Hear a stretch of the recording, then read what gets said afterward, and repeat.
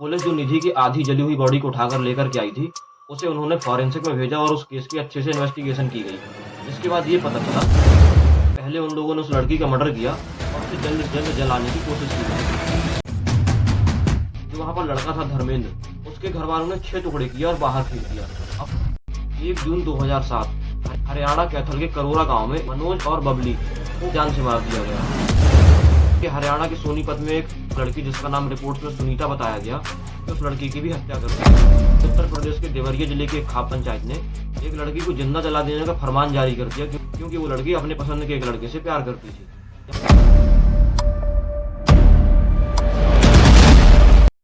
अब देखिए, जो खाप पंचायतें होती हैं, ये एक ही गोत्र का समूह होता है, जिसमें कई गांव शामिल होते हैं और इसी गोत्र के नाम से ये खाप पंचायतें जानी जाती हैं, जैसे कि बालियान खाप। अब इसी खाप पंचायत का एक बड़ा रूप होता है सर्व खाप पंचायत, जिसमें सभी खाप पंचायतें पार्टिसिपेट करती हैं। अब जब कभी भी सामाजिक नियमों और परंपराओं से रिलेटेड कोई भी प्रॉब्लम्स आती हैं, तो इन्हीं प्रॉब्लम्स को सॉल्व करने के लिए इन खाप पंचायतों की बैठक होती है, जिसमें ये प्रॉब्लम्स को सॉल्व किया जाता है। और इन खाप पंचायतों का फैसला मानना उन गाँव वालों के लिए जरूरी होता है। और ऐसी ही खाप पंचायत को तमिलनाडु में कट्टा पंचायत कहते हैं। अब देखिए, खाप पंचायत जब तक सामाजिक व्यवस्था बनाने का काम कर रही थी, तब तक इसमें कोई प्रॉब्लम नहीं थी। लेकिन खाप पंचायत लाइमलाइट में तब आई जब उसने लोगों की राइट टू लाइफ और राइट टू प्राइवेसी पर इंक्रोचमेंट करना चालू कर दिया। और खाप पंचायत के द्वारा कई इलीगल और कंट्रोवर्शियल फैसले सुनाए गए, जिसने पूरे देश को इफेक्ट किया। 1 जून 2007 हरियाणा कैथल के करोरा गांव में एक नए अडल्ट शादीशुदा कपल मनोज और बबली को खाप पंचायत के एक डिसीजन के द्वारा ऑनर किलिंग के नाम पर जान से मार दिया गया। अब मनोज और बबली को जान से मारने का सिर्फ एक ही कारण था कि ये दोनों जाट जाति के बनवाला गोत्र से संबंधित थे। हालांकि इसी मामले में सुप्रीम कोर्ट ने मार्च 2010 में 5 दोषियों को कैपिटल पनिशमेंट दी, जिसमें इस खाप के मुखिया भी शामिल थे। ऐसे ही और कई मामले पश्चिमी उत्तर प्रदेश और हरियाणा के एरिया से निकलने लगे, जहां पर खाप पंचायत के द्वारा ओनर किलिंग कराई जा रही थी। जैसे कि हरियाणा के सोनीपत में एक अडल्ट लड़की, जिसका नाम रिपोर्ट्स में सुनीता बताया गया, उसने अपने पसंद के एक लड़के से शादी की, जिस शादी का वहां की खाप पंचायत ने विरोध किया, क्योंकि उनके अनुसार ये शादी उनकी परंपरा के अनुरूप नहीं थी।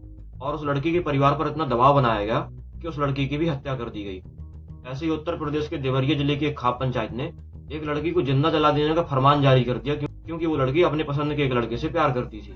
यहाँ पर देवरिया के कोना इलाके में एक लड़की, जो कि रंजीत नाम के लड़के से प्यार करती थी, उसे जिंदा जलाकर जान से मारने की कोशिश की गई।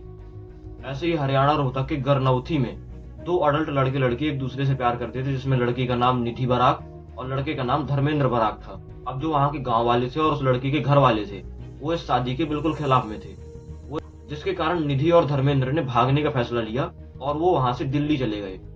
और कुछ ही दिनों में उनके घर वालों ने उन दोनों का पता लगाया और दिल्ली से वापस उन दोनों को रोहतक ले आए।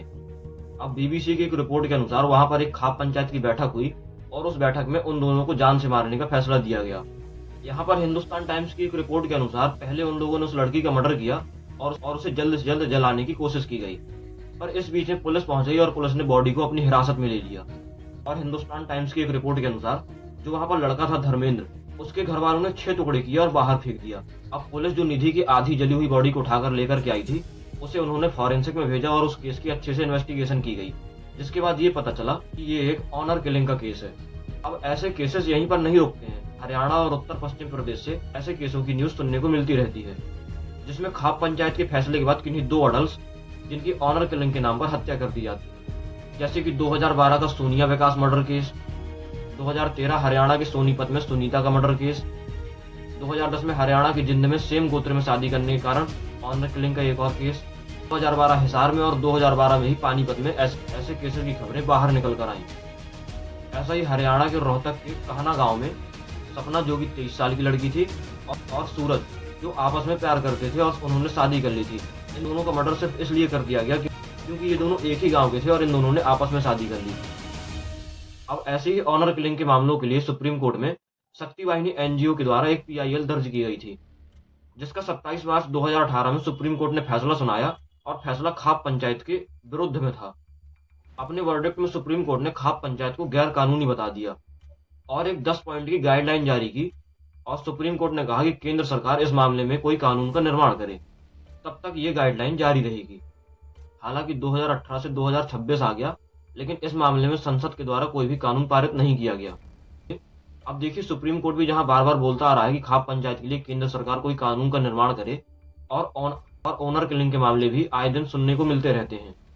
अभी हाल ही में हरियाणा की एक 25 ईयर ओल्ड की यंग लड़की जिसका नाम राधिका यादव था, वो एक स्टेट लेवल की प्लेयर थी और वो लड़की खुद की एक टेनिस एकेडमी भी चलाती थी।